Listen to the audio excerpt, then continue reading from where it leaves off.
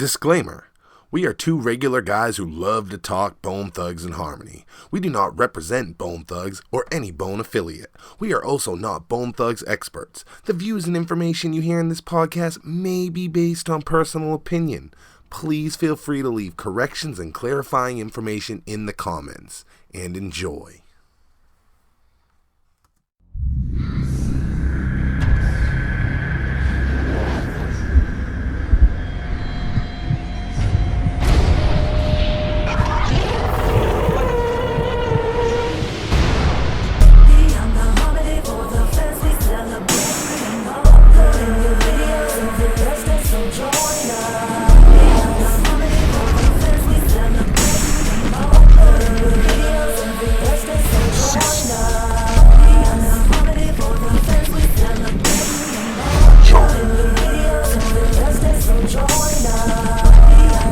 Kick that shit.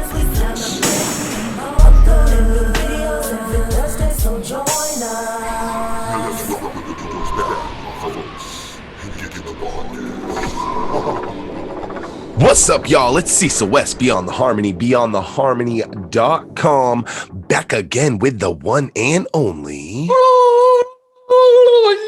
Jonathan Lippy.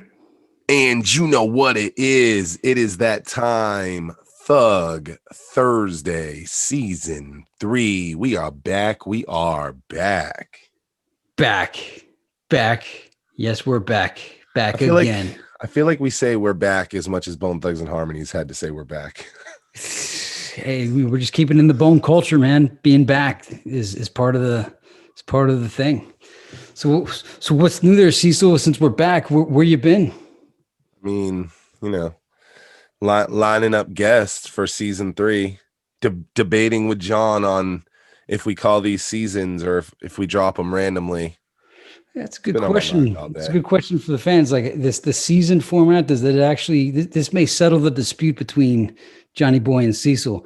The season, do you guys think of all of these interviews as the seasons that they were in, or is it just interviews to you guys and they just happen to come in bunches and then there's a big break where there aren't any and then the guys are back again? Yeah. I look at them as seasons. I even like correlate the style and stuff to certain seasons. And I think without the season barrier, I think without that, then you know, you may not see interviews as often because maybe the motivation isn't there to get them out without the season. Very true. And I do like that each season has its own personality and a way to remember it. So it's kind of like the albums, you know, we're instead of just going digital style, we're releasing singles, we're keeping it in the parlance or in the tradition of the compact disc or the record of releasing albums. This is the season 3 album, Beyond the Harmony. So I got a question here. It's really not for Cecil, but it's to set it up. Sometimes people want to know how they could help out Beyond the Harmony. There's a couple ways to do it. First way is time coding. We have tons of interviews out there now. And if any of you are re-listening to any of the interviews, go ahead and do time codes. Now, what we mean by time codes, all you have to do is when you're listening to the interview, if somebody is talking about such and such topic at 4:35 in the time and it lasts until 7:35, type in 4:35 dash, that sounds crazy, dash 7:35, and YouTube will automatically translate the time into a hyperlink so that, and do it for the whole video so that, you know, all the topics have a time code. That way, when future listeners come, they'll see your time code and they could click directly to the part of the interview that they want to get to. Yeah. Pretty helpful. And you just put a little label, you know, about what it is. So you put the time code in and then the dash, and, you know, Soulja Boy talks about the Notorious Thugs recording. And that helps everybody. And yeah, that'd be really cool. If we get some listeners to help out like that, that would be excellent.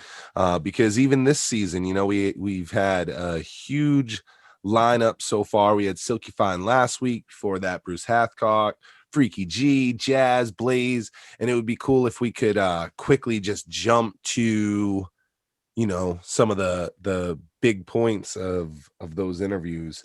And me and John would, any help we can get from the community is great, because me and John are like overloaded. Yeah, and a great perfect example is down the line, like right now, people may remember well, not today, but when the jazz interview came on, that number 3 of 4, Jazz talked about ballers flossing. But like a year from now, we're gonna be like, hey, remember that time Jazz was talking about ballers flossing? Yeah. Yeah, But was it in part 1, 2, 3, or 4? right. Ah, man, I don't know. But if the time codes are there, we could go directly to that part to relive Jazz talking about ballers flossing or Well, another topic. hopefully I have somebody to do some time coding for the interview tonight, because there's going to be a lot of stuff to time code. Johnny, it's been a long time in the making. Finally tonight, Pastor Tone, aka Tony Tone of the Poetic Hustlaz, on Yeah, Beyond the man. Harmony. This has been a one for the in the making, bro. In the making. It's even one of the reasons that we did season 3 Yeah. Mm-hmm. along with Silky Fine. Like those were our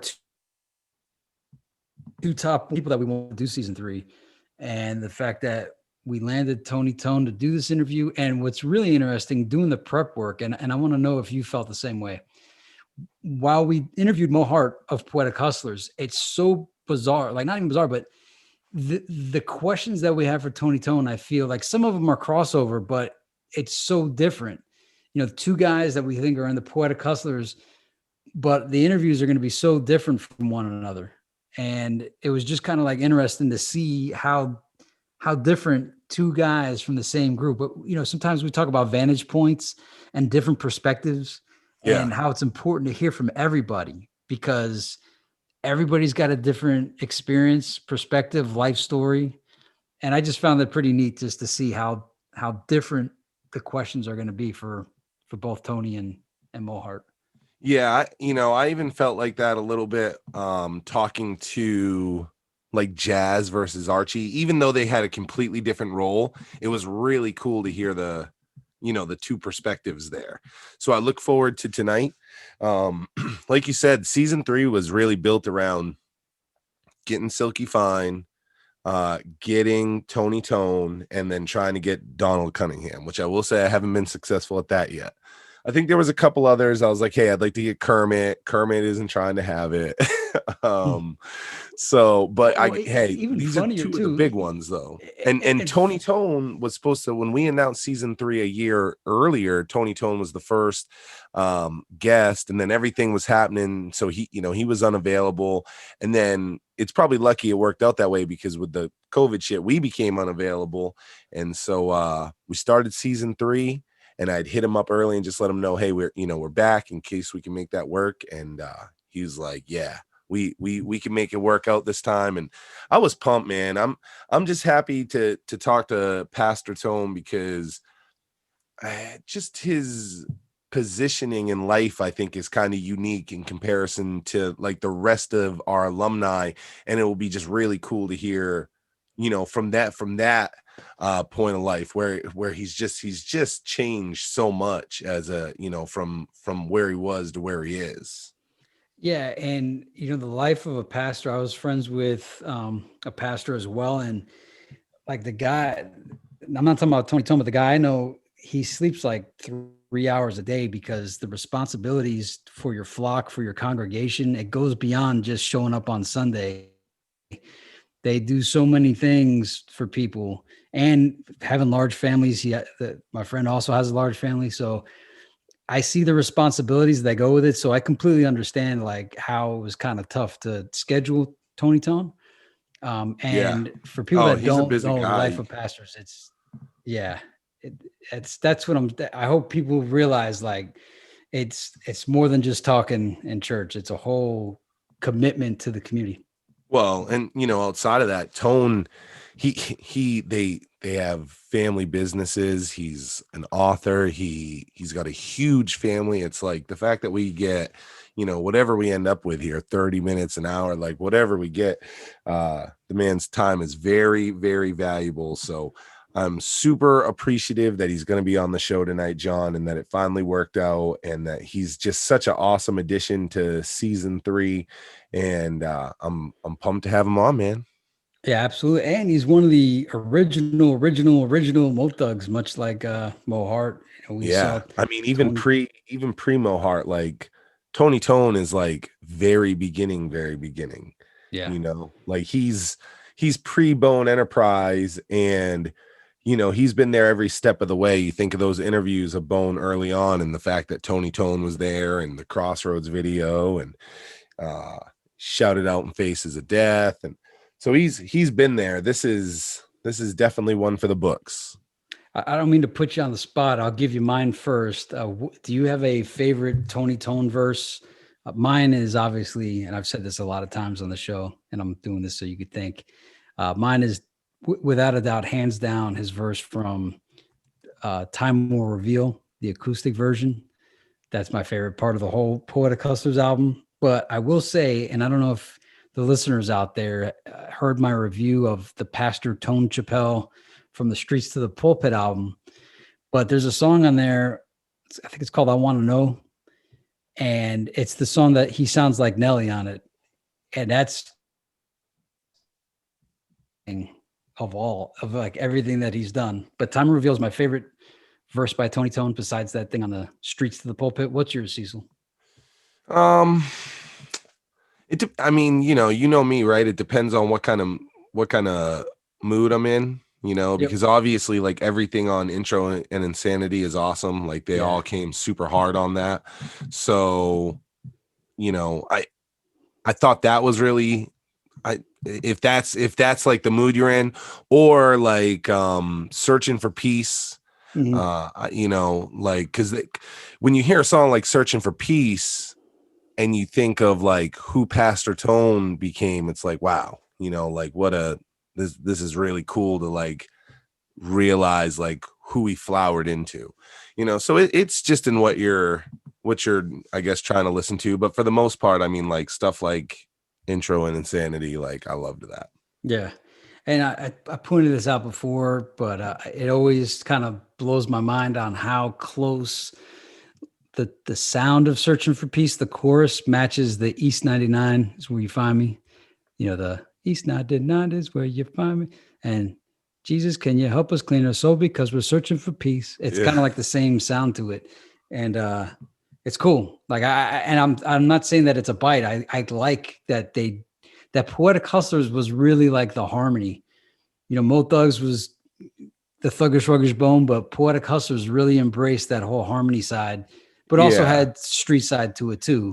Different harmony though. Like it's I've always heard them talk about how like you see those interviews where they would talk about how they were like religious and things like that, like way before like Tone was like a pastor or anything. And it's like their sound did have that street gospel. It's really, and again, it's just to fast forward and see that that's who Tony Tone became. It's like, that is really cool to me that like this was in his heart of hearts, even all the way back then, and all of them too. Talking to Mo Hart, it was the same thing. That old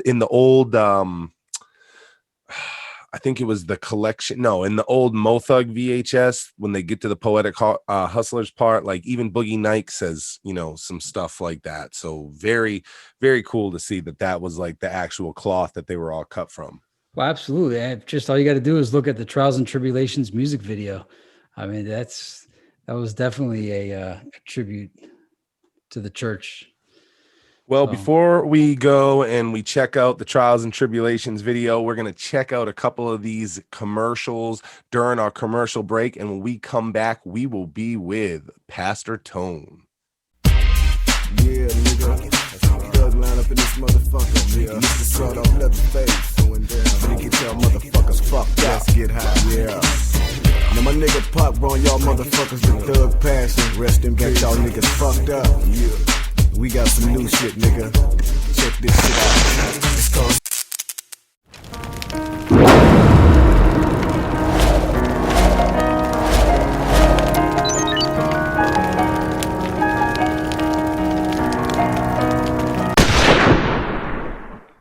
Hey yo, This is Mohart, formerly of Mo Thugs family, and you are listening to Beyond the Harmony. And we are back. Cecil, John, and Pastor Tone. He is a member of the Poetic Hustlaz and a former member of Mo Thug Records, a pastor, an author, and a father of 12. Tony Tone, welcome to Beyond the Harmony, my brother. Thank you for coming on. All right, thank you guys for inviting me. Thank you. Yeah, Appreciate man, it's been a long time in the making. I tell our listeners all the time that I diligently harass Tony Tone to come on the show as much as possible. Oh, for no, man, you all right. Yeah, it's been important for me to get you on because, something that we talk about is just the origins of everything, and the name that we constantly see that pops up in the story is yours, from what we even consider before anything happened. So it's like, we got to get Tony Tone. Wow. This is the man with the info. And Wow. I guess I'd just start at, I assume, are you Cleveland born and raised, or like what's your backstory? Right. Yeah, I was born in Cleveland, St. Clair area. I was born in Cleveland, I've been in Cleveland. Yep, St. Clair, yep. Same. Yeah. Yep. 123rd, like 124th for St. Clair. Yep. That was my turf. And is that how you eventually became connected with Bone, or was it school? Like, what brought you guys together at the beginning? That's a good question. No, I'm a little older than them. So what happened was I met so back in the day, I was doing music. I've been doing music. I know you probably asked me this question later on, but I'm just gonna, try to get to the point where I met Lazy first, Steve first. Yeah. And how I met him was back in the day, in the hood. We worked at a record store together at Euclid Mall. And he was probably about maybe 17, I think 16, 17. I think I was probably 19. I was out of school by then, but I was selling drugs. I was hustling. Like, I was hustling for real, pushing like quarter keys, half a keys. I met him at the store, but we didn't, because he was we was working. But then later on, a guy that was hustling with me back in the day, and which was D-Lo. Doug is the one who introduced us in the streets. So I met him like in a period of like 1 month. I met him at this working together. And then when I was in the hood, Doug came to re-up. And then but he had Steve with him. And then that's how I met Steve. And then Steve was rapping and stuff. So I was already like doing music back in the day, but I was singing. We used to do talent shows and festivals and things, me with different little groups and stuff like that. But by the time the game changed and I started, selling drugs, I stopped singing like love songs. Like, we used to do, I've been singing, doing talent shows probably since the 7th grade, and winning talent shows and stuff like that with different groups. But then the game changed in the streets, and then the music changed. So I was trying to come off rapping. So Steve was rapping, and he was trying to get on. I think Cece was locked up. Ant was probably locked up. I think Brian was like in Columbus. They was kind of scattered at the time. And so me and him hung tight that whole summer, like a little brother to me. We was in the, in the game and stuff like that. I was putting them on and stuff like that. But we was doing music. So he was rapping. So we used to go up to Dow's Rapid Creation. And then I remember in K Chill, he put out the little CD. He put out a CD first. So we started doing a show. So I started being his hype man, only because of the support level. I do music, so it don't matter. We riding together, we hustling together, we doing things. And he was supposed to sign a solo deal with Kermit. And I was his hype man. A few shows we did together. I actually put that picture in my first published book, From Showbiz to Soul Biz, the picture with me and him sitting on the couch together. That was that summer. But that's how I met him, through D-Lo. And then I met everybody else. Everybody else came along. And then that's when Steve didn't want to sign with Kermit as a solo artist. He wanted to sign with his group. And they was Bone Enterprise then. That's why I was around that time. That's the reason why on that Everyday Thing, I'm the one who was like, that part. I did the intro to Everyday Things on that Bone. Yeah, I'm the one who be like, if you went to some streets, son, I forgot how it went, but Bone dropped that. That was me at the time back then, because I was taking them to the studio. We was basically doing our thing like that, and we was hustling. I was hustling. I was pushing weight back then. All right, I'm like a kid in a candy store right now. I was writing a bunch of notes as you were talking. I got to ask just a couple quick things. The record store that you guys were working in, was that one of Kermit's or a different one? Yeah, it was at Euclid. No, it wasn't Kermit. It was at Euclid Mall. It was actually the name of the store. I think was called Sam Goody. Oh, okay, like a Sam Goody, yeah. Old school at the mall. Yep, at the mall. The name D-Lo, I feel like I've heard that in a prior interview. Was he an original member of like either Poetic Hustlaz or GYS? He was with Poetic Hustlaz. He was never getting the mix of a player. That's Doug. Yeah. That's D-Lo. D-Lo, it was me, Boog, and D-Lo. We actually went to California together, not as a group, but we was all in the hood. And Doug just kind of jumped off the ship right after Shots to the Double Glock. Yeah, I was gonna ask you, because we had talked to Sin, and we unfortunately, when we were on with Sin, his audio broke up a little bit, and we asked him what the actual lineup for Shots of the Double Glock are, because the internet has guessed forever, and the lineups that you could imagine have been put out there, but nobody knew about guys like D-Lo. So do you remember the full actual lineup on Shots of the Double Glock? I think it was me first, CC, T-Rock, Tombstone rather. I think it was Stack, then Ant. Then after Ant came,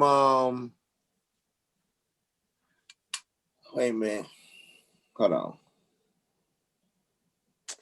We cool? I'm gonna pull it up. I mean, yeah, it's like good. Hey, Good. I know. Go to another question. I'll pull it. It's all good. I remember. It's Gates. Gates. No, yeah, not Gates. Not Gates. No, I'm 101. 101 is the one who ended it. D-Lo, Boogie Night, Steve, Ant, CC. Everybody was, it was all the Graveyard Shift, because Tombstone 101 was in Graveyard Shift. Yeah. And it was Sin. Gates. Yep. And it was Poetic Hustlaz. It was me, Boog, and D-Lo. That's why he be talking. And that's how it went. That was it. That was all that was on there. So speaking about D-Lo and just all these older events, you had mentioned the talent shows. Were those some of the same talent shows that we always hear about from the Bone days with Bone Enterprise and the Band-Aid Boys and stuff? I know you said you were doing them even before that. Were you on some of those same ones with them? No, the only time I performed with them back in the day was with just Steve. Before they became that. But before that, no, I was doing music on my own. That was one of the reasons why we all kind of linked up when we met, when I met the rest of the guys like Brian and Ant, because we were singing. Like we were singing. They was rapping too, but because the whole purpose of me rapping wasn't to actually be like a rapper. It was like I was trying to come with that melody, because it was more the level of trying to sing, but not really like singing like I'm singing a love song, kind of that chanting type stuff. I called it chanting. That's what I really called it. Yeah. A question that I've been we wasn't in it together. No. Mm-hmm. A question I've been wanting to ask about the Bone Enterprise era, and maybe this name will ring a bell. Abel Johnson, who I believe at one point did management over at Bottom Up when you had that going, and he's currently working management with Soulja Boy, said that you did management at one point for Bone Enterprise. Is that right? Well, I think he probably thinking because back in the day, it seemed like that, because it was more on the level like, making sure they was getting to where they needed to be. I didn't look at it like I was a manager. I just looked at it like I was just responsible. You know what I mean? Like in a sense, it wasn't like I'm a manager, but he said he managed Bottom Up. Yeah, he said he did a little bit of label management and Bottom Up, and What's he now name? does. His name's Abel Johnson, and he now works with Soulja Boy. He's Bottom Up was my label. Yeah, I know. I know. So I So don't really he know. I don't really. Maybe he got another name. Maybe I'm not trying to yeah, be funny or maybe. nothing. I don't Mm-hmm. know. Maybe if I see him and then maybe. But I really, other than that, I really that's a whole nother story right there. That bottom up. That's a whole Yeah, nother story. we got some Mhm, bottom up questions. You mhm. know it's coming. I did my research. You had mentioned, that you had been doing music. Did you and Bone, besides like the everyday thing and stuff like that, did you guys do any actual like songs together pre Mo Thug? No, not Primo Thug. No, I wouldn't say that. Well, no. What happened was right after they did Bone Enterprise, the whole thing was then they left and went to California. Yeah. So it happened like super well. It wasn't fast, but it was fast. Like me with music was totally separate from Bone until I met Steve. Then I started touring in the summer with him doing like little shows as his hype man. But then when the rest of the guys got out, that's when they did that Bone Enterprise Faces of Death. Then right after Faces of Death came out, it kind of like went straight to them going to California, like months later. And then right after Yeah. that, we came out there as well, right when they signed. Yep.